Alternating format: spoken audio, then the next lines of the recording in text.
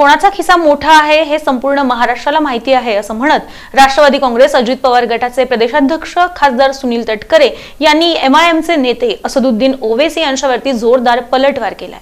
सोलापुरात शुक्रवारी एका खासगी हॉटेलमध्ये राष्ट्रवादी काँग्रेस अजित पवार गटाचे प्रदेशाध्यक्ष खासदार सुनील तटकरे यांनी पत्रकार परिषद घेतली। यावेळी ते बोलत होते। एमआयएमचा जनाधार दिवसेंदिवस ढासळत असून मुस्लिम मतदार राष्ट्रवादीकडे वळत असल्यानं एमआयएमचे नेते खासदार असदुद्दीन ओवैसी वैफल्यग्रस्त झाले आहेत, अशी टीका त्यांनी केली।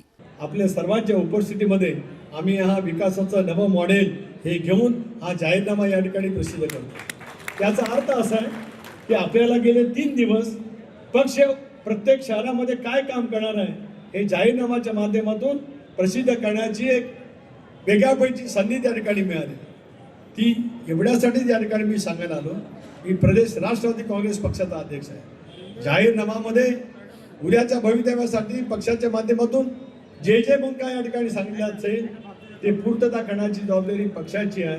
पक्षाचा अध्यक्ष म्हणून मी आपल्याला अभिवचन देतो आहे, या जाहीरनाम्यामध्ये नमूद केलेल्या साऱ्या काही गोष्टी पुढच्या 5 वर्षामध्ये सोलापूरकरांसाठी पूर्ण करण्याचं काम राष्ट्रवादी काँग्रेस पक्ष नेटाने करेल असं प्रदेशाध्यक्ष म्हणून मी आपल्या सर्वांना आश्वासित करू इच्छितो। या प्रसंगी राष्ट्रवादीचे जिल्हा संपर्क मंत्री दत्तात्रय भरणे, महाराष्ट्र राज्य महिला आयोगाच्या अध्यक्षा रुपाली चाकणकर, युवती प्रदेशाध्यक्षा संध्याराणी सोनवणे, शहर जिल्हाध्यक्ष संतोष पवार, कार्याध्यक्ष जुबेर बागवान, जिल्हाध्यक्ष उमेश पाटील, माजी नगरसेवक आनंद चंदनशिवे, तौफिक शेख, चंद्रकांत दायमा, प्रमोद भोसले, चित्रा कदम, प्राध्यापक श्रीनिवास कोंडी, भास्कर अडकी, सुहास कदम आदी उपस्थित होते। यावेळी खासदार सुनील तटकरे यांच्या हस्ते निवडणूक जाहीरनामा प्रकाशित करण्यात आला।